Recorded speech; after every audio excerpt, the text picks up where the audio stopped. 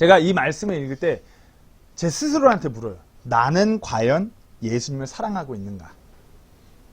하나님의 그 놀라우신 은혜로 구원받은 자라면 이 질문에 대답은 할 수 있어요. 하지만 진정 확실하게 대답하는 사람은 드물 거예요. 여기 계신 분들한테 제가 한번 묻겠습니다. 예수님을 사랑하십니까? 네. 과연 우린 예수님을 사랑하고 있습니까? 나 자신은 진정 누구보다도 예수님을 사랑하고 있습니까? 제가 이 물음을 교회를 다니면서 몇몇 많은 성도님한테 이렇게 물으면 처음에는 막 큰 교회 가서도 뭐 몇백 명 모이는 교회 가서도 예수님을 사랑하십니까? 이러면 다들 갑자기 아멘! 막 이래요. 그리고 두 번째, 예수님을 진정으로 사랑하십니까? 그러면 아멘! 우리의 삶을 돌아보는데 진정 예수님을 사랑하십니까? 이렇게 물으면 왜 그럴까요? 어찌 보면 우리가 예수님을 사랑한다고 입술로는 고백하지만 우리가 우리 자신을 돌아보게 될 경우 그래요. 예수님을 내가 과연 사랑하는 게 나의 이와 같은 삶이 맞나 싶은 생각이 들거든요.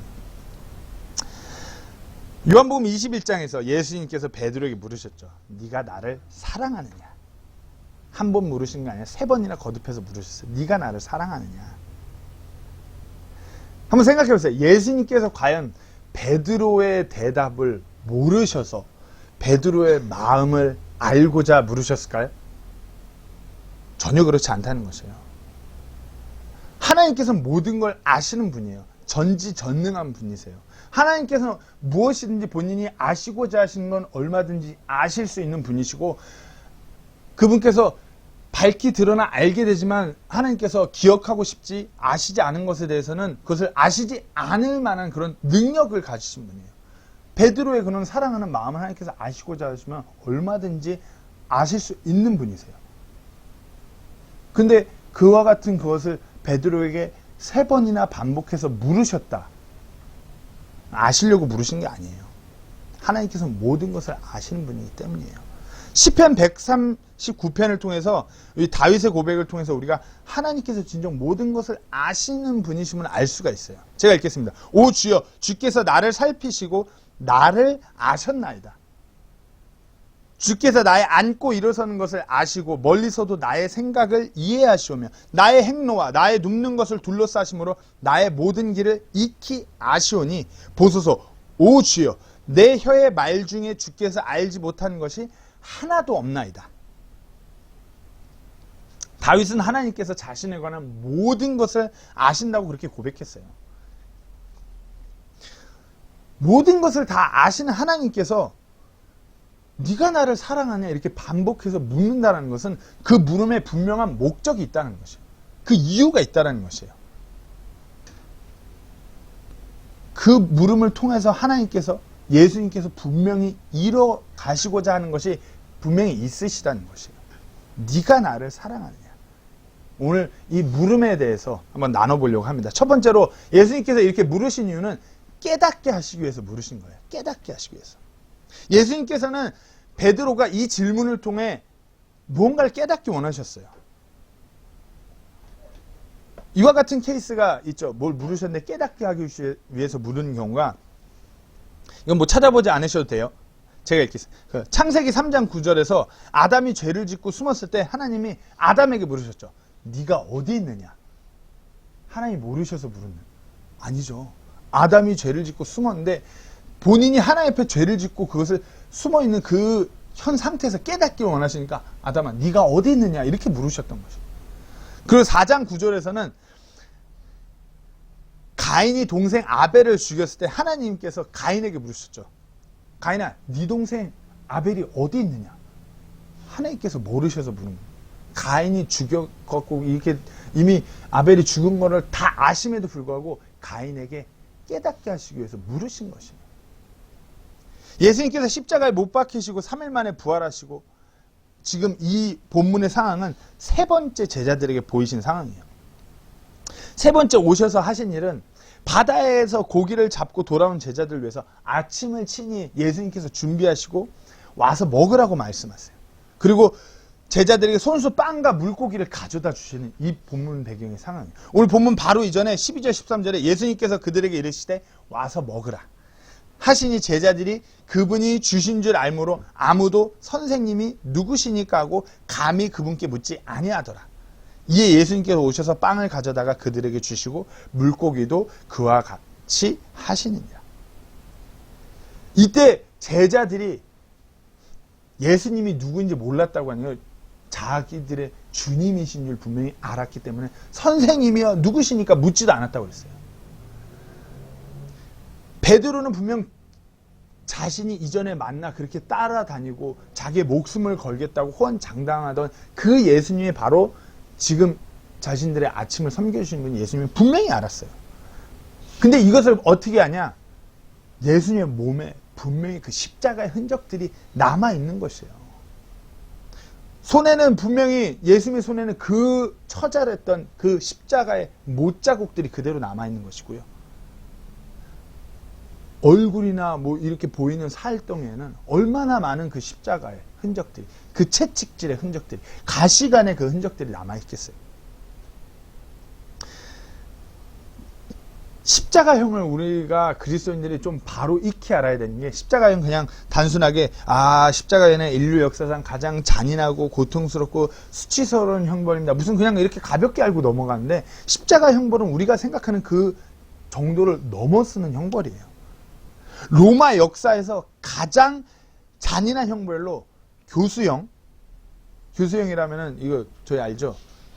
목 이렇게 걸어갖고 깨까닥 하는, 그래갖고 숨통이 쪼얗고 이렇게 죽도록 그냥 걸려있는 거. 그리고 짐승에게 찢기는 형. 그 로마 하면 그 콜로세움 경기장 있잖아요. 거기다 해놓고 짐승들을 풀어갖고 짐승한테 갈기갈기 찢기는 형. 그리고 산채로 불에 태우는 것. 그 다음 가장 잔인한 십자가형이에요. 이거 뭐 단두대서 목이 잘려가는 거는 고위층 상위 계급들이 무슨 반역 같은 거를 했을 때 어쨌든 그런 상위층이니까 그 대조표는 고통 없이 한 번에 뚝 죽게끔 하는 게 단두대의 처형이고, 보통의 정말 처절한 거와 같은 것들은 고통을 계속해서 느끼다가 죽어가게끔 하는 사형 제도가 바로 이 잔인한 형벌이에요. 그 중에서도 십자가형이 가장 잔인한 것이에요. 때문에 십자가형은 사회에서도 제일 하위 계층 사람들, 제일 힘없고 제일 밑바닥에 있는 사람들이 무슨 죄를 저질렀을 때 보여주기 식으로 처형을 하는 제도가 바로 이 십자가형이었어요. 예를 들면은 로마가 어느 이렇게 도시를 침략하고 점령했는데, 거기서 노예 같은 그런 어떤 신분의 노예가 반역을 일으키려고 덤벼요. 그러면은 모든 사람들에게 니네 로마한테 기어오르면 이렇게 돼, 그렇고 보여주기 위해서 처해졌던 게 십자가형이에요. 그야말로 잔인한 형벌이에요. 아무리 큰 죄를, 아무리 대역죄를 지었다고 해도 중위 계층이나 상위 계층의 사람들에게 이 십자가형을 행하지 않아요. 속옷 하나 걸치지 않은 채로 묶여서 먼저 채찍질이 시작돼요. 근데 그 채찍은 우리가 생각하는 그냥 채찍이 아니라 채찍 끝에 그런 어떤 그 동물의 이빨과 같은 것은 뾰족한 것을 끝에 달아내요. 그래서 채찍이 한번 맞을 때, 맞았다가 채찍을 다시 이렇게 당기면은 막 살이 다 뜯어져 나가는 거예요. 십자가에 달리기도 전에 채찍질로 인해서 이미 피범벅이로 거의 뭐 과다출혈로 쇼크사 직전까지 오는 거죠. 그 상황에서 이제 본인이 매달릴 십자가를 짊어지고서 우리가 잘 아는 그 갈보리 언덕을 올라가시는 거예요. 그 언덕을 올라가서 자신이 지고 온 그 십자가에 못이 박히는 거예요. 여기에 대못이 꽝, 여기에 대못이 꽝. 그리고 이 체중이 올려있는 데서 절대로 빠지면 안 되니까 이 발목 정강이 뼈를 2개를 대고서 거기다 대못을 또 박는 것이에요. 그러고 나서 그 머리에 가시관을 씌우는 것이에요. 여기서 끝나는 것이 아니에요. 이렇게 되면 온통이 피범벅이 된 상태에서 하늘 위로 매달리죠. 그럼 까마귀들이 날아와서 그 상처난 곳을 완전 뜯겨나가 있는 그런 부분들을 까마귀 와서 쪼아요. 그러나 그 고통 가운데서 아무런 저항조차 할 수 없는 것이 십자가 형벌이에요. 생각해 보세요. 만왕의 왕 되시는 우리 주 하나님이라는 그 예수 그리스도께서 이 땅에 우리 죄값을 치르기 위해서 육신을 입고 이 땅에 오셔갖고, 육신을 입었다는 것은 우리가 똑같이 고통을 받으실 수 있는 그 몸을 입고 이 땅에 오신 것이에요. 가장 천한 자, 가장 세상에서 손가락질 받고 제일 밑바닥에 있는 사람들만이 받는다라고 하는 그 형벌을 우리를 위해서 친히 우리 죄값을 대신하시기 위해서 십자가에 매달리시고 피 흘려 돌아가시고 부활하셨어요. 우리가 감당해야 되는 그 죄의 삭을 홀로 치르셨어요. 우리에게 영원한 그 영존하는 생명을 주시고자 그리하신 것이에요. 그런 그분께서 베드로에게 온몸에 십자가의 흔적이 고스란히 드러나는데 베드로에게 물으시는 거죠. 네가 나를 사랑하느냐? 어떤 생각이 들까요? 베드로가 그렇게 네가 나를 사랑하느냐? 막 음식들을 건네주는 이 손에는, 온 몸에는 이미 십자가 흔적들이 고스란히 남아있는 보이는 몸을 보면서 네가 나를 사랑하냐? 거듭 반복해서 물으시는 그 예수님에게 베드로가 그 말을 들으면서 무슨 생각을 할까요? 무엇을 깨달았을까요? 베드로는 무엇보다도 첫 번째로 그분의 사랑을 깨닫는 것이에요. 베드로가 누구죠? 우리가 잘 알고 있죠. 베드로 그러면은 떠오르는 거 3번이나 예수님을 부인했던 자였어요. 예수님을 가장 사랑하겠다고. 내 옆에 이런 제자들은 다 떠나도 저는 당신을 떠나지 않습니다. 호언장담했던 사람이에요. 그 자에게, 그런 자에게 호언장담을 하면서 예수님을 부인하고 도망쳤던 그 자에게 예수님께서 그분의 사랑을 전하시는 것이에요. 용서하는 사랑, 한이 없는 사랑. 육적으로는 그 극심한 고통을 겪으시면서 한번 생각해보세요. 심적으로는 얼마나 더 괴로울 거예요. 그래도 이렇게 살아계실 때는 본인을 따르는 제자들 중에서도 가장 예수님! 당신 말을 따르겠습니다! 당신이 그리스도! 이러고 막 따랐던 베드로였는데 예수님이 십자가에 매달려갖고 그런 곤란한 상황에 처해지니까 냉큼 내빼요. 그리고 누가 너 예수님 그때 예수님 따라다니는 그 제자 아니야? 그러니까 예수님 내가 그럼요. 그렇게 부인하던 베드로. 예수님께서 심적으로 어떠셨을까요? 배신감이 어땠을까요? 이루 말할 수 없을 것이에요. 하지만 그럼에도 불구하고 이전이나 지금이나 동일하게 사랑하신 예수님께서 물으신 것이에요. 베드로야, 네가 나를 사랑하느냐? 나를 사랑하느냐? 네가 나를 사랑하느냐? 한번 생각해보세요. 세상 어디에도 사랑을 하지도 않으면서 계속 반복해서 사랑을 묻는 사람은 정신에 이상이 있지 않고서 그런 사람 없어요. 그렇잖아요. 제가 갑자기 이렇게 상훈 형제 나 사랑해? 상훈 형제 나 사랑해? 상훈 형제 나 사랑해? 이러면은 어떻게 해야 되죠? 빨리 누구 불러야죠. 빨리 누구 불러야죠. 한국 같으면 경찰에 신고하든가. 근데 제가 만약에 정호한테 그런다라고 하면 제가 정호를 사랑하니까 그렇게 묻는 것이에요. 아마 이제 포령제님도 이제 레아가 이제 좀 더 자라갖고 막 이제 아빠 하면서 대화가 되기 시작하면 레아 아빠 사랑해? 아빠 사랑해? 맨날 이렇게 물으실 거예요. 저도 미국에서 그 유학생활 할 때 가끔 제가 그 학교 마치고 일 끝나고 일찍 들어온 날이 있어요. 그래서 정호랑 같이 이렇게 침대에 누워서 이제 자게 될 때가 되면은 정호한테 그럴 때마다 묻죠. 정호야 아빠 사랑해? 그러면 이제 정호가 요만할 때 쌍둥이만 할 때니까 아빠 사랑해. 정호 아빠 사랑해? 아빠 제일 사랑해. 너무 행복하니까 계속 묻는 거죠. 제가 아들인 정호한테 제가 아들을 사랑하는 그런 같은 마음이 없다면 그렇게 물을 수가 없죠. 그렇잖아요. 어디 지나가던 사람들이 우리 애들한테 와갖고 야 정호야 아저씨 사랑해? 아저씨 사랑해? 이러면 빨리 경찰에 신고하든가 빨리 내쫓아야죠. 예수님의 그 물음에서 베드로는 측량할 수 없는 예수님의 그 사랑을 깨닫는 것이에요. 그와 같은 예수님의 사랑을 친히 경험한 베드로가 후에 이런 고백을 합니다. 베드로전서 2장 22절 24절 말씀 제가 읽겠습니다. 그분께서는 죄를 짓지 아니하시고 입에 교활함도 없으시며 욕을 당하시되 맞대어 욕하지 아니하시고 고난을 당하시되 위협하지 아니하시며 오직 의롭게 심판하시는 분에게 자신을 맡기시고 친히 나무에 달려 자신의 몸으로 우리의 죄들을 지셨으니 이것은 죄들에 대하여 죽은 우리가 살아서 의에 이르게 하려 하심이라. 그분께서 채찍에 맞음으로 너희가 고침을 받았나니. 네가 나를 사랑하느냐? 네가 나를 사랑하느냐? 네가 나를 사랑하느냐? 이렇게 물으시는 분이 누구십니까? 자신의 몸으로 우리의 죄를 친히 십자가에 지신 분, 우리를 위해 그 채찍을 맞으신 분, 그리고 부활하여 우리에게 부활의 소망을 허락하신 분이 바로 우리 주 예수 그리스도시니 우리를 진정으로 사랑하신 분이에요. 그분은 그렇게 베드로를 사랑하셨고요. 동일하게 우리를 그렇게 사랑하시는 것이에요. 베드로만 특별히 사랑하는 이렇게 편애하는 것이 아니라 동일하게 우리를 사랑하시는 분이에요. 어찌 보면 지금 이 시간에도 우리에게 물으시는 거예요. 네가 나를 사랑하느냐? 이 구절을 읽을 때마다 이 놀라운 예수님의 사랑을 한번 우리가 생각해 봐야 돼요. 깊이 들여다 봐야 돼요.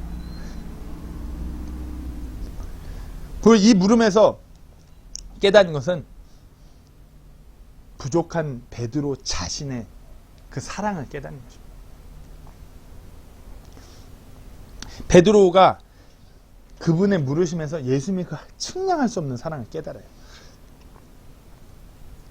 그러고서 이제 자신이 사랑은 하고 있는데 내가 분명히 예수님을 사랑하는 것 같은데 아주 형편없는 그 사랑을 깨닫게 되는 거죠. 오늘 본문 15절 말씀에 시몬 베드로에게 이르시되 요나의 아들 시몬아 네가 이것들보다 나를 더 사랑하느냐.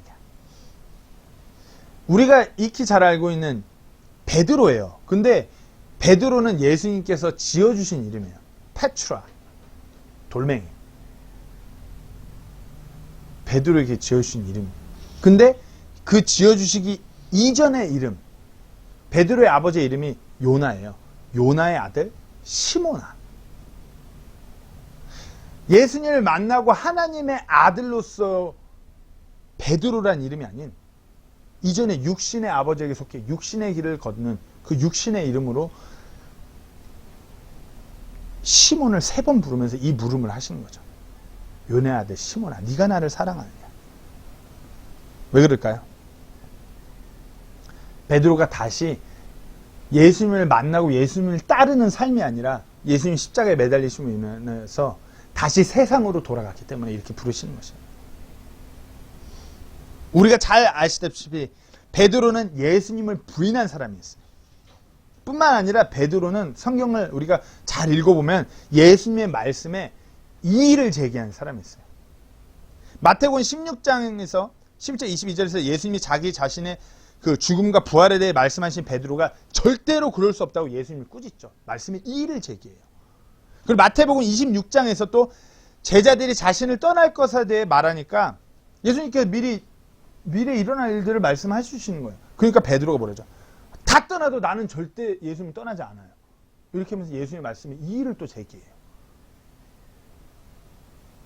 베드로가 예수님을 부인할 거라, 그리고 다시 한번 네가 나를 부인할 거라고 그걸 말씀하실 때 자신은 예수님과 함께 죽을지언정 절대로 그럴 리 없다고 예수님의 말씀에 이의를 제기했던 자가 베드로였어요.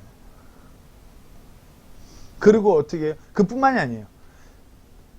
우리가 잘 알고 있는 부인한 거 외에 말씀에 이의를 제기하는 거 외에 베드로는 예수님을 떠났던 자였어요.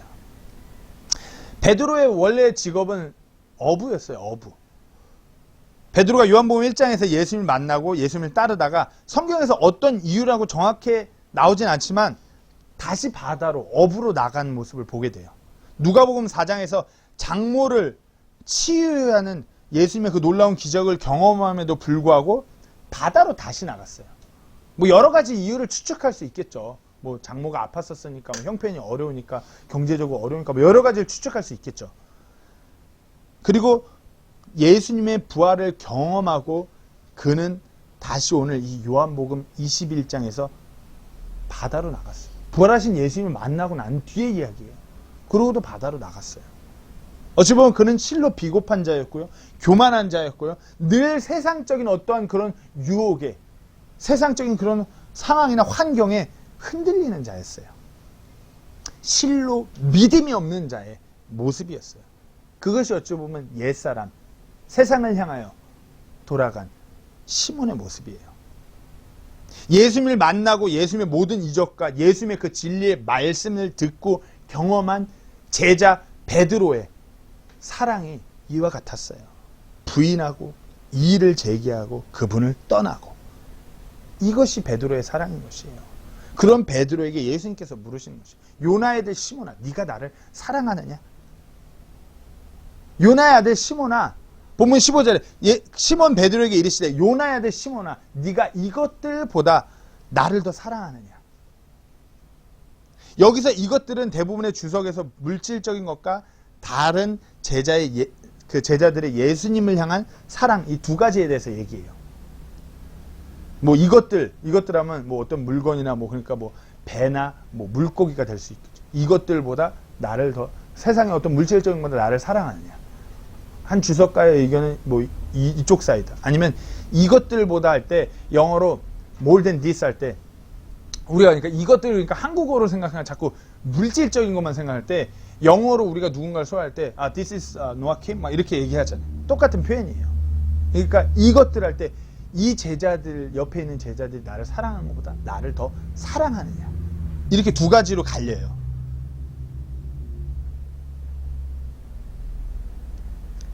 그러고서 베드로가 대답하죠. 주여, 내가 주를 더 사랑하나이다. 왜 그럴까요? 이 주석에서의 두 가지의 그 의견은 공통점은 베드로의 변심이에요.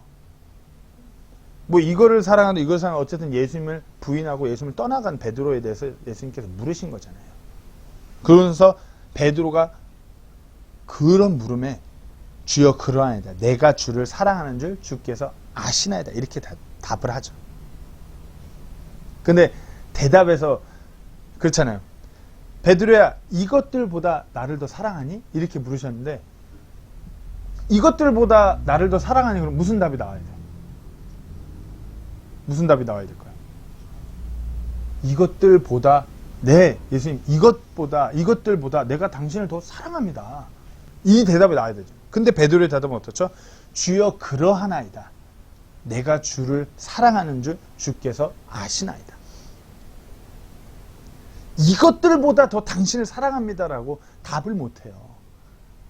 분명 예수님을 사랑하는데, 내가 진정 사랑하는 건 맞는데 다른 무엇과 비교할 수 없을 만큼 사랑하지 못하고 있는 자신을 보는 것이에요. 난 예수님을 누구보다 사랑하고 예수님한테 모든 걸 다 걸어 막 이렇게 착각 속에서 살아갔다가 전혀 그렇지 못한 자신을 돌아보는 것이에요. 그리고 3번이나 묻는 그 물음에 베드로는 근심하는 거죠. 자신의 그 부족한 사람을 확실하게 깨닫는 것이에요. 그 착각. 너무나 형편없는 사랑이에요. 한번 생각해 보세요. 우리의 삶을 돌아보건대 우리 예수님을 향한 우리의 사랑은 어떤가요?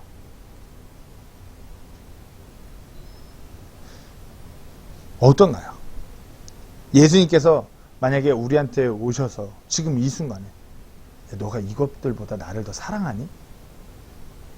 그렇게 물으시면 예, 예수님 제가 이것들보다 그 무엇보다도 예수님을 사랑합니다. 라고 자신 있게 대답할 수 있는 분이 계십니까? 너무나 많은 그리스도인들이 소위 예수님을 믿고 구원받고 교회도 잘 섬기고 정말 세상에서 저 사람 진짜 그리스도인이야 막 그렇게 인정받는 할지언정 너무나 많은 사람들이 착각 속에 살아가요. 예수님을 자기가 너무나 사랑하고 있다고 착각 속에서 살아가요. 이런 교회 되게 하소서란 찬양 혹시 들어보신 적 있나요? 한 몇 년 전에 나온 찬양이에요. 이 찬양의 가사를 만든 배경이 흥미로워요. 설문조사로 찬양의 가사를 만들었어요. 설문조사로. 한국에서. 우리 교회는 이런 교회가 되었으면 좋겠어요. 이 설문조사를 돌렸어요. 그 주제로 성도들에게 설문조사를 해갖고 그 나온 대답들을 해갖고 찬양의 가사를 했고 찬양을 만든 거예요. 찬양의 가사가 이래요.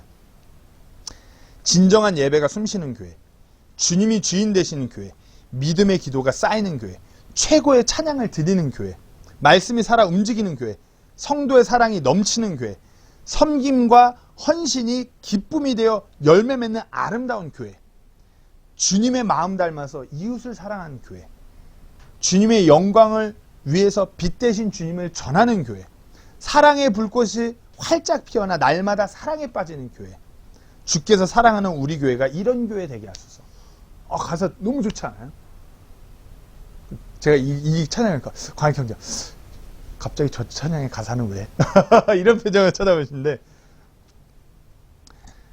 자, 한번 생각해보자. 사람들은 아무 생각 없이 이 설문에 응해갖고 이 답을 했겠다 했지만 그 안에 그 마음이 있다라는 것이잖아요. 그 마음이 너무나 크다라는 것이에요. 돌이켜 생각하면 이것이 현 교회의 모습이에요. 진정한 예배가 갈수록 사라져가고 있는 교회의 모습. 주님이 주인 되시는 교회가 아니라 자꾸만 사람이 주인 되시는 교회로 변질되어가는 모습. 믿음의 기도가 쌓이는 교회인데 믿음의 기도가 아니라 자신들의 욕심을 간구하는 기도가 쌓여만 가고 있어요. 교회 안에서. 최고의 찬양을, 하나님만을 높여지는 것 같은 찬양을 드려야 되는데 그와 같은 찬양이 사라지고 있어요. 말씀이 살아 움직여야 되는데 말씀이 아니라 어떤 세상의 철학, 어떤 성공, 그와 같은 것이 자꾸만 교회 안에서 움직여요. 성도의 사랑이 넘치는 교회. 성도 간의 사랑이 넘쳐요. 힘들 때 세워주고 격려해주고 이끌어주고 용서해주고 인내해주고 참아주고. 갈수록 교회 안에 분쟁이 많아요. 다툼이 많아요. 그래서 아무도 터치하지 않는 큰 교회를 가든가. 요즘 너무 좋죠. 코로나 이게 오면서 온라인으로 이런 불편한 거 사람 만나고 부딪히는 거 안 해도 돼. 온라인으로 내가 섬김과 헌신이 기쁨이 되어 열매 맺는 아름다움. 섬기는 거 헌신, 나 같은 사람이 뭘 피곤하게 내가 그걸 왜 해. 주님의 마음 닮아서 이웃을 사랑하는 교회. 보기 힘들어요. 주님의 영광을 위해서 빛 대신 주님을 전하는 교회. 가장 중요하잖아요. 주님을 전하는 교회. 보기 힘들어요. 주님을 전하는 교회. 사랑의 불꽃이 활짝 피어나 날마다 사랑이 빠지는 교회. 날마다 막 예수님과 주님 제가 당신을 사랑합니다. 이와 같이 사랑에 빠져서 이 땅에서 삶이 하루하루를 그렇게 지나간다면 얼마나 행복하겠어요. 근데 이와 같은 교회가 드물어요. 주께서 사랑하는 우리 교회가 이런 교회 되게 해달라고. 왜? 이와 같은 모습의 교회가 갈수록 사라지니까. 그래도 우리 교회는 이와 같은 교회 되게 해주세요. 참, 그분을 사랑한다라고 하는 교회예요. 그분의 사랑에 매여 있다라고 하는 것이 예수님의 피값으로 사신 교회, 구원받은 그리스도인들이에요. 당연한 거예요. 너무나 당연한데 이와 같은 모습의 교회가 갈수록 희미해져 가요. 제가 한번 묻겠습니다. 어떻게 우리 주 예수님을 그 무엇보다 사랑하고 계십니까? 그분으로 인해 그분을 향한 그와 같은 경배가 늘 드려지고 그분이 내 삶의 주인 되시고 늘 그분을 믿는 하나님의 뜻과 그분의 왕국에 확장되고 그분의 계획 안에서 모든 것이 이루어지기를 간절히 소망하는 그와 같은 기도를 드리고 계시나요? 하나님만을 높이는 것 같은 찬양과 감사를 드리고 계신가요? 말씀이 내 삶 가운데 살아 움직이고 있는 것 같은 삶, 그런 삶으로 되어주고 계시나요? 예수님께서 네가 나를 사랑하느냐 이렇게 거듭 물으신다면 이 말씀을 통해서 지금 나에게도 물으시고 있구나. 우리 또한 우리 각 개인이 이와 같이 내 자신을 돌아보며 깨닫기를 원합니다. 두 번째로 예수님께서 그렇게 물으신 목적은 회복시키시기 위해서 물으신 것이에요. 회복시키시기 위해서. 베드로는 예수님을 따르는 제자였어요. 베드로는 자신이 선택해서 예수님을 따랐던 제자예요. 호언장담하며 따랐지만 결국 도망갔죠. 그분과의 관계를 본인이 깨트렸어요. 그런데 그런 벌레만도 못한 자기에게 오셔서 못자국난 손길로 친히 아침을 섬겨주시고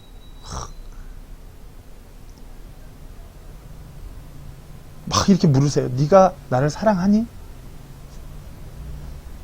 베드로는 이 물음을 통해서 깨닫게 하는 질문도 있었겠지만 베드로의 그 어찌 보면 상한 마음이 그 물음을 통하여서 회복되는 것이에요.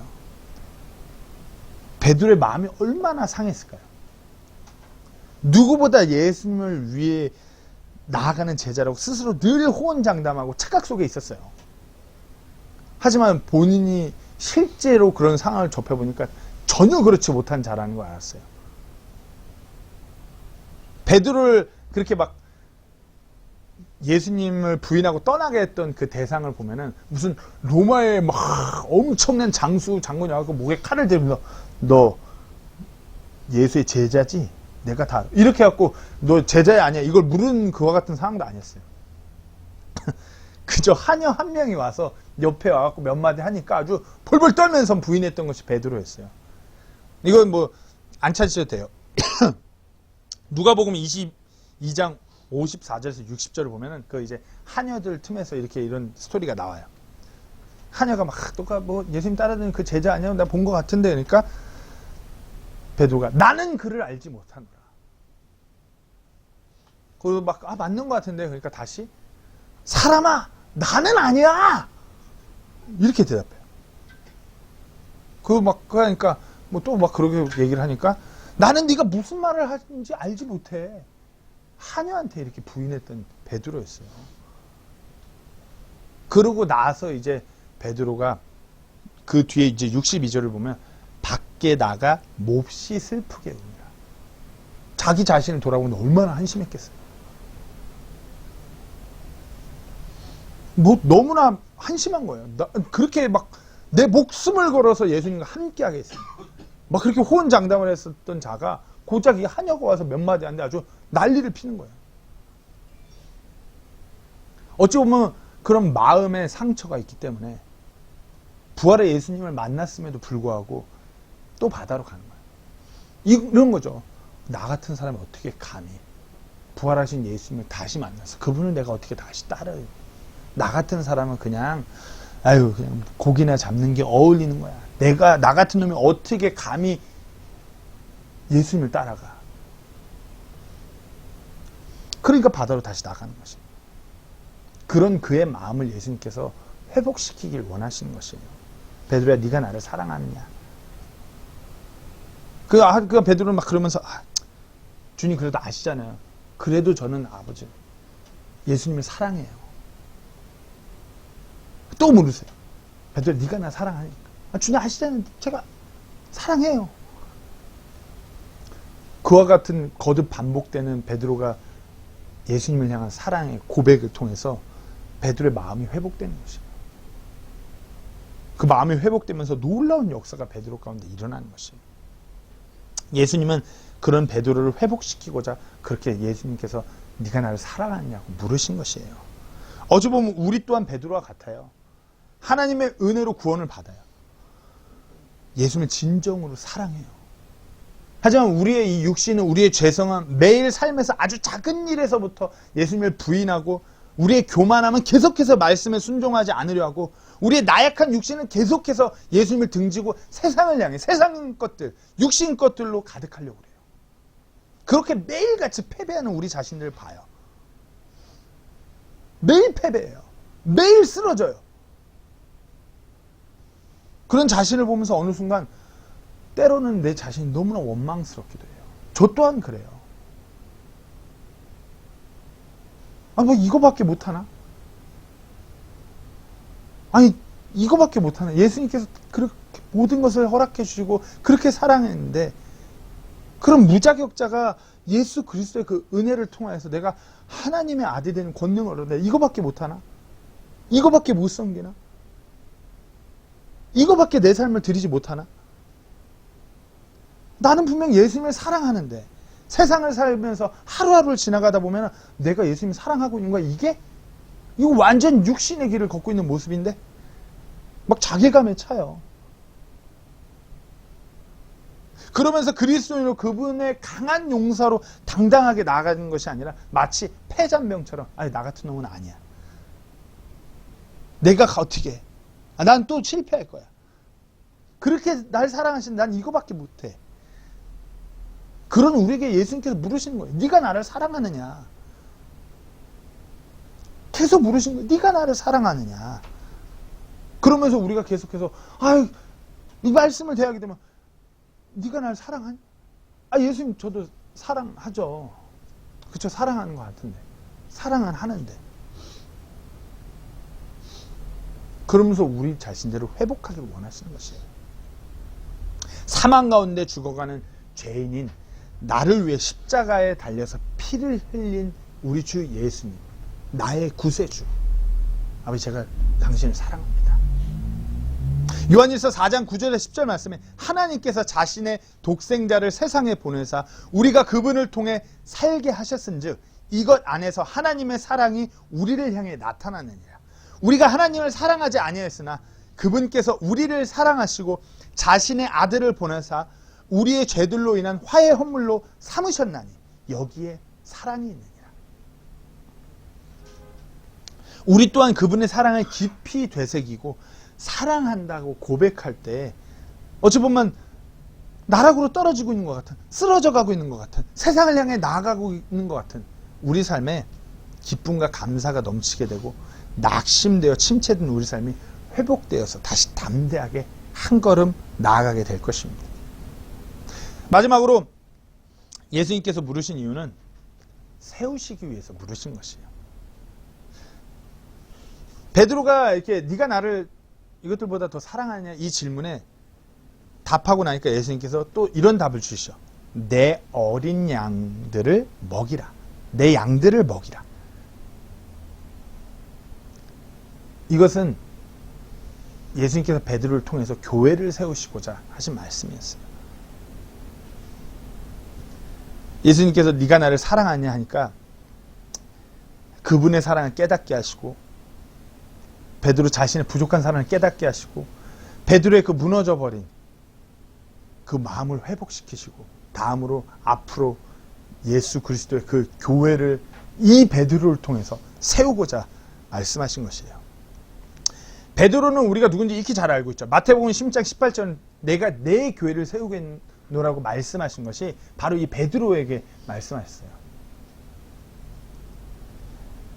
그런 그에게 내 양을 먹이라고 말씀하신 거예요. 그리고 베드로는 이후 사도행전에서 복음을 선포하고 하나님의 말씀을 전하면서 놀라운 교회가 세워져 가요. 이 베드로를 통해서. 양들을 먹이는 목동의 일이 무엇인지 아시나요? 양들을 먹이는 목동의 일. 우리는 뭐 이렇게 양에 뭐 먹이면은 이렇게 뭐 볏짚 같은 거 양한테 던져주면 먹인다고 생각하시는데 이 시대적인 배경에 목동 양들을 먹이는 일이라는 건 그렇게 쉬운 일이 아니에요. 양들을 시편 23편의 말씀처럼 늘 푸른 초장 물가를 찾아서 양들을 인도해 다녀야 되고요. 그로 인해 오는 위험도 다 감수를 해야 되고 또 어떤 맹수나 뭐 이런 것들이 양들을 삼키기 위해서 올 때 그 양들을 지키는 것까지 다 목동의 일이에요. 사무엘상 17장에서 다윗의 그 목동 이야기를 들으면 양을 먹이는 것이 얼마나 고된 일인지 알 수가 있어요. 그래서 목동들은 집에서 잠을 잘 안 자요. 양들 틈에서 자야 돼요. 밤에 사나운 맹수나 이런 것들이 올 수도 있기 때문에 목동은 늘 양들 편에서 생활하는 것이에요. 때문에 양을 먹이는 것이 얼마나 그 양을 섬기고 그 양을 위해서 희생하는 것인지 알 수 있어요. 예수님께서 베드로에게 말씀하셨죠. 내 양들을 먹이라. 이것은 단순히 베드로에게만 말씀하신 말씀이 아니에요. 이 요한복음이 우리의 이 말씀이 우리 손에 쥐어있어. 우리에게도 동일하게 하신 말씀이에요. 네가 나를 그렇게 사랑한다면 내 양들을 네가 먹이는 것이야. 이 내 양들을 먹이라는 말씀에 대해서 너무나 많은 사람들이 오해를 해요. 이거는 목회자, 주례를 하는 사람들한테만 해당된 말씀이다. 뭐 예수님께서 이거는 너희들 말고 목회할 사람들한테만 하는 얘기야. 이렇게 말씀하신 것도 아닌데 그렇게 착각을 해요. 그렇게 오해를 해요. 어떤 오해느냐? 첫 번째로 예수님의 양들을 먹이는 것은 어떤 목회자나 뭐 교회 신앙 구력이 오래된 뭐 직분자나 사역을 감당하는 지체들에게만 해당된 것이다. 절대 그런 것이 아니에요. 하나님께서 모든 그리스도인들에게 동일하게 하신 말씀이에요. 먼저 우선순위를 꼽자면 우리 남편들에게 있어서 아니면 아내들에게 있어서 하나님의 그 책임지고 먹여야 될 양이 있죠. 내 아내, 내 남편, 내 배우자. 맡겨진 양이 있는 것이에요. 아니면은 부모로서, 아버지로서, 어머니로서 우리에게 맡겨진 양이 있어요. 자녀라는 맡겨진 양이 있는 것이에요. 아직 만약에 내 배우자나 내 가족이나 누군가가 나에게 맡겨진 양인데 예수님을 만나지 못한 사람이 있다라면, 길 잃은 양이 있다라면 그들에게 복음을 전하는 것. 온전케 그들이 예수님을 만나고 하나님의 말씀 안에서 잘할 수 있도록 그들을 섬기는 것. 그들을 세우고 그들을 위해 우리 자신을 희생시키는 것. 이것이 예수님께서 말씀하신 내 양들을 먹이라라는 말씀이에요. 예수님께서 예수님을 사랑하는 모든 이들에게 하신 말씀인 것이에요. 둘째로 예수님의 양들을 먹이는 것에 자꾸만 구분을 두려고 그래요. 내 마음에 드는, 내가 좋아하는 내 스타일의 양들만 내가 데려다 먹이는 것이 아니에요. 예수님은 내 양들을 먹이라고 그랬어요. 네 양 아니에요. 예수님의 양을 먹이라고 그랬어요. 근데 우리는 자꾸 우리 호불호에 갈리는 사람만 만나려고 그러고 내 스타일인 사람, 아우 저 사람은 만나면 아우 스트레스 받아, 안 만나야 돼. 아니죠. 내 양이라고 했잖아요. 예수님의 양이에요. 설령 그 양이 뭐 이렇게 다리 하나가 쩔뚝쩔뚝 해갖고 아우 저거 손 너무 많이 가, 맨날 내가 업고 다녀야 돼, 그런 양이라 할지언정도 예수님께서 내 양이야, 내 양. 우리에게 맡긴 것이에요. 이 양은 뭐지? 왜 나만 오면 자꾸 들이대지?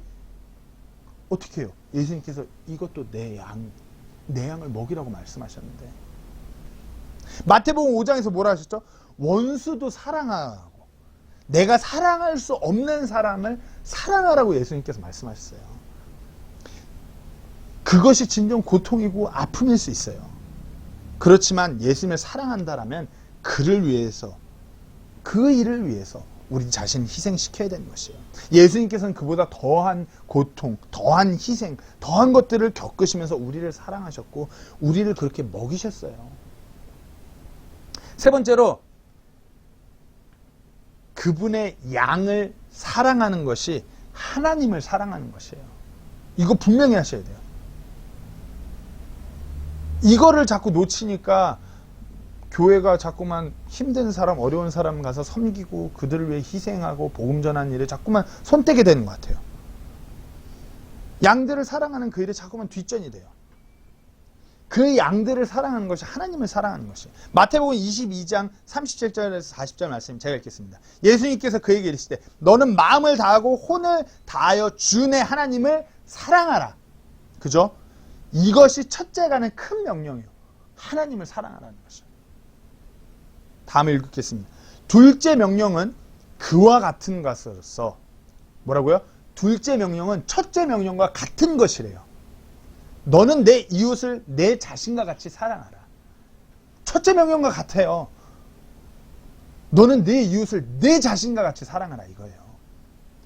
모든 율법과 대언자들의 글이 이 두 명령에 매달려 있느냐. 어찌 보면 이 구약의 말씀이에요. 모든 율법과 대언자들의 글. 구약의 말씀이 이를 신약에 옮겨도 똑같이 적용되는 것이에요. 예수님께서 이 구약의 말씀을 끌고 와서 확실한 교훈을, 모든 것을 정리해서 예수님께서 교훈을 주시는 것이에요. 이 신학 시대에도 앞으로 이루어져야 될 그 교훈은 하나님을 사랑해야 되고 이와 똑같은 것으로 네 이웃을 사랑해야 돼.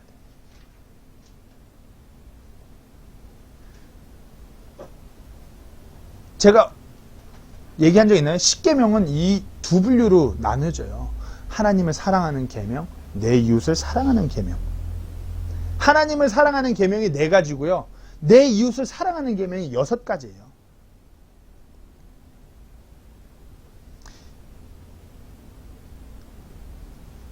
(40절에) 보면은 모든 율법과 대언자들의 글이 이 2명에 매달려 있느냐. Hang all the law and the prophets. 이것이 율법과 대언자, 구약의 말씀이라고 얘기하고 있어요. 이때 당시 예수님의 가르침을 받는 이 사람들은 하나님의 말씀에 대해서 익히 알고 있는 사람들이에요. 익히 알고 있는 사람들. 그러니까 딱 들으면은 이 구약의 말씀을 딱 듣고서 딱 이렇게 캐치할 수 있는 사람들이에요. 영어로 뭐라고요? The law and the prophets. 근데 우리가 킹제임스 영어 성경으로 봤을 때 예수님의 이 가르침에 대해서 이 율법과 대언자라는 이 표현이 한 번 더 나와요. 딱 한 번 더 나와요. 마태복음 7장 12절에 그러므로 무엇이든지 사람이 너에게 해주기를 바라는 대로 너희도 그들에게 그와 같이 행하라. 이것이 율법이요 대언자들이니라. 우리가 보통 교회에서 흔히 그런 거 많이 들어봤을 거예요. 뭐 기도하라고 그럴 때 구하라 그러면 너에게 주실 것이요, 찾으라 그러면 찾을 것이요, 두드리라 그러면 열릴 것이요. 그래갖고 막 뭐만 하면 교회 가서 막 이 말씀 붙들고 기도 많이 했어요. 뭐 수능 날짜 앞두고 뭐 맨날 플랜카드 걸어놓고서 뭐 수능 뭐 100일 전 구하라, 그러면 찾을 것이야, 두드리라 뭐 그럼 열릴 것이요, 막 그런 PC도 걸어놓고 많은 사람들이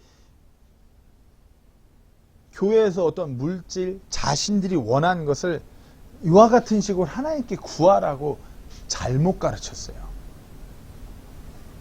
이 구절에 대해서 문맥을 자세히 한번 들여다보겠습니다. 마태복음 7장 7절부터 다시 한번 읽겠습니다. 구하라 그러면 너희에게 주실 것이요, 찾으라 그러면 너희가 찾을 것이요, 두드리라 그러면 너희에게 열릴 것이니 구하는 자마다 받을 것이요, 찾는 자는 찾을 것이요, 두드리는 자에게는 열릴 것이냐. 너희 중에 누가 자기 아들이 빵을 구하는데 그들에게 돌을 주겠냐? 혹은 그가 생선을 구하는데 그에게 뱀을 주겠냐? 그런즉 너희가 악할지라도 너희 자녀에게 좋은 선물들을 줄 줄 알거는 하물며 하늘에 계신 너희 아버지께서 자기에게 구하는 자녀들에게 좋은 것들을 얼마나 더 많이 주시겠느냐? 그래서 12절에 뭐라고요? 그러므로 무엇이든지 사람들이 너에게 해주기를 바라는 대로 너희도 그들에게 그와 같이 행하라. 이것이 율법이요 대언자들이니라. 여기서 그러므로, 영어로 therefore라는 접속사가 쓰였어요. 그러므로 앞에 이렇게 두드리라, 찾으라, 두드리라, 뭐 이렇게 한 말씀에 어떤 결론을 내려주는 거예요. 그것들에 대해서 끌고 와서 접속사가 therefore, 그러므로 그렇게 하는 것이 구약의 말이라고 얘기하는 것이에요. 아까 뭐라고 했죠? 하나님을 사랑하고 내 이웃을 사랑하는 것이 이 율법과 대언자라고 그랬어요. 그렇죠? 이 구약의 말씀이에요. 동일한 말씀이에요. 내 이웃을 사랑하기 위해서 하나님께 그렇게 구하는 것이 좋은 선물들, 이것이 하나님의 말씀이라는 것이에요. 이것이 하나님을 사랑하는 것이라고. 이것을 구하라는 것이에요. 왜? 세상적인 물질적인 것, 세상적인 어떤 것들은 우리가 열심히 노력해서 얻을 수 있어요. 하지만 우리가 내 이웃을 사랑하는 것, 내가 사랑할 수 없을 것 같은 그 사람을 사랑하는 것은 내 힘으로 결단코 되지 않아요. 때문에 그 성령에 대해서 성경 공부를 하면 성령의 열매들이 뭐냐 그러면은 그와 같은 누군가를 섬기고 사랑할 수 있는 것들이 성령의 열매예요. 우리가 그것을 구하여야 된다고 성경 말씀은 말씀하고 있어요. 때문에 어떻게 사랑하냐? 내가 너무 힘들 때 누군가 나한테 이렇게 해줬으면, 이와 같은 마음이 든다면 동일하게 다른 이들한테 그렇게 해주라는 것이에요. 내가 너무 어려울 때 이 일을 맡아서 누가 이렇게 좀 도와줬으면, 그러면 그렇게 남을 도우라는 것이에요. 이것이 결단하고 쉽지 않아요. 때문에 삶에서 늘 하나님께 구해야 되는 가장 좋은 것인 것이에요. 귀한 선물인 것이에요. 하나님께서 이와 같은 것을 우리 하나님께 구하면은 이것은 하나님의 뜻에 합한 것이기 때문에 당연히 그 기도에 응답하시는 하나님이신 것이에요. 그런데 우리는 성경 말씀을 너무 오해해요. 그런 거 온데간데 없고 마치 우상을 섬기는 것 마냥 하나님한테도 똑같이 도입해요. 우상은 뭐죠? 복을 주시옵소서. 우리 농사가 이번에 잘 되게 해주시옵소서. 이것을 제물로 드리나니 잘 되시옵소서. 하나님한테 똑같이 해요. 하나님은 그런 신이 아니에요. 우리가 너무나 오해해요. 교회 가서 뭐 복 받죠, 교회 가면. 근데 그 복은 세상이 말하는 그 복이 아니에요. 세상 것들과 비교할 수 없는 축복을 받는 것이 교회예요. 그 일을 위해 하나님께 기도하는 것이고요. 물질이 많아지고 세상적으로 성공하면 얼마나 좋겠어요. 세상적인 계산법으로 세상적인 능력으로 감히 할 수 없는 그 일을 하나님께 기도해서 받으라고 하나님이 주신다라고 약속하는 것이에요. 진정 하나님을 사랑하고 이웃을 사랑하는 교회는 그 기도 제목부터 다른 것이에요.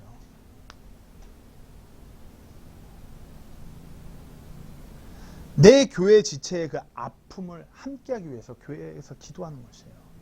내 교회 가정에 지체되게 무슨 일이 있다. 그럼 교회가 그 가정에 위해서 기도하고 어떻게든 도우려고 지혜를 구하는 것. 누군가가 이 교회 안에서 고난을 당하고 있다라면 그 고난을 함께 버텨나가고자 함께 기도하는 교회, 함께 섬기는 교회.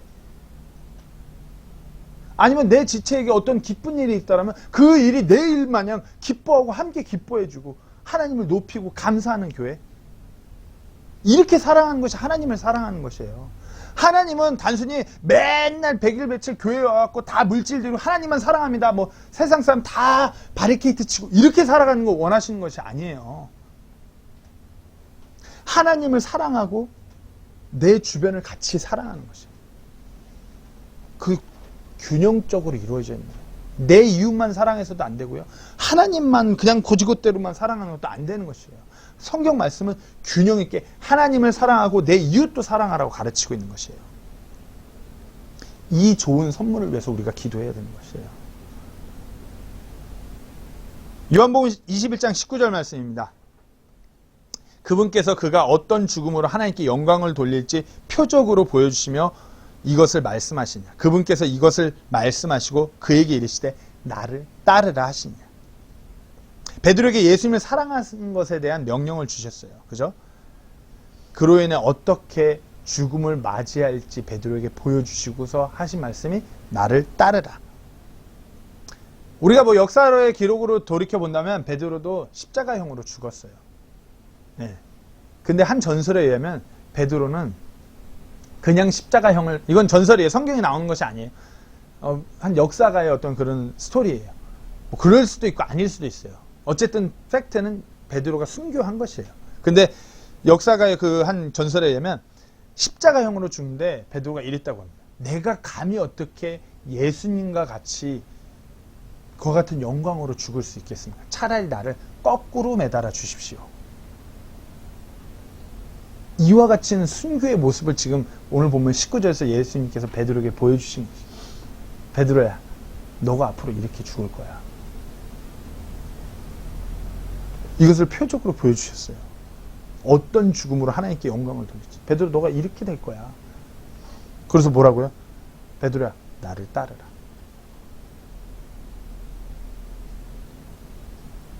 예수님을 사랑하며 따른 자의 최후의 모습이 바로 이 잔혹한 죽음의 모습이었어요. 그러면서 예수님께서 뭐라고? 나를 따르라. 물론 예수님을 사랑하는데 예수님이 하신 말씀, 그 양들을 먹이는 그 길을 선택하는 것이 너무 두려울 수 있었어요. 두려웠죠. 이렇게 죽는다는데 이렇게 따르면은. 하지만 베드로는 그 길을 따라갔어요. 그로 인해서 놀라운 하나님의 교회가 세워졌음을 우리가 사도행전을 통해서 확인하죠. 그럼에도 불구하고 따르는 것이에요. 제가 이제 교회 생활 이제 본격적으로 이렇게 다 그렇잖아요. 소위 개척 멤버라고 불리잖아요. 올해 여기 교회가 세워졌는데. 제가 뭐 세부 침례교회 나와서 대박 날 겁니다. 뭐 사업이 잘 되실 겁니다. 저희 그런 거짓말을 못 하겠어요. 왜냐하면 이제 앞으로 이 마지막 때 이 세상에서 그리스도인으로 살아간다는 것이 처절한 영적 전투를 치르면서 살아갈 수밖에 없는 세상이에요. 그렇잖아요. 그리스도인으로서 세상에서 살아간다는 것이 갈수록 세상적인 유혹이 너무나 많고 나를 올가매는 것이 너무 힘들어요. 하지만 그럼에도 불구하고 베드로와 같이 예수님을 따라가라고 권면합니다. 거짓말하면서 권면하죠. 힘들 거예요. 고난의 길이 있을 거예요. 하지만 베드로와 같이 따라가라고 그렇게 권면하시겠습니다. 왜요? 우리 앞에, 우리가 예수님 앞에 다시 섰을 때 놀라운 영광이, 놀라운 보상이 우리에게 놓여있기 때문입니다. 손양원 목사님을 이야기를 하고 마치겠습니다. 손양원 목사님은 우리나라 교회 역사에 놀라운 손에 꼽히는 목사님 중 한 분이세요. 그 목사님에게 아끼는 두 아들이 있었어요. 그 두 아들 또한 예수님을 너무 사랑했어요. 그래서 그 두 청년은 시대적으로 그렇죠. 이제 6.25 전쟁이 있고 막 이렇게 혼란스러울 때였어요. 그때 두 청년은 계속해서 복음을 전하다가 인민재판에 회부되어서 총살을 당하게 됐어요. 그리고 손양원 목사님께서는 그 총살당한 두 아들의 그 장례를 치르면서 하나님께 감사를 드리면서 그 장례식 자리에서 자신을 총살한 그 총을 쏜 그 원수를 찾아가서 아들 삼고 복음을 전하겠다고 선언하죠. 그리고 여수에서 순천 그 반란 후에 정세는 바뀌고 그 형제들을 총살한 안재선은 결국 체포되었어요. 그러자 손 목사님께서는 계엄사령관을 찾아가서 그 안재선 군의 석방을 간청하였어요. 그가 만약에 이대로 그냥 사형을 당하게 된다면 내 아들의 죽음이 헛되게 된다라고 석방을 간청했어요. 결국 안재선 군은 손양원 목사님의 아들이 되고 예수 그리스도를 개인의 구주로 만나고 안재선에서 손재선이라는 이름으로 복음을 전하며 주의 종으로서의 삶으로 들여졌어요. 한번 생각해 보세요. 자기 자신의 아들을 쏜 용서할 수 없는 그 원수였어요. 자신의 어떤 두 아들 전부를 죽인 살인자였어요. 매일 밤마다 같은 집에서 막 숨을 쉬어요. 눈을 뜰매다 집에서 보여요. 그 어땠을까요? 손양원 목사님의 그 심정이.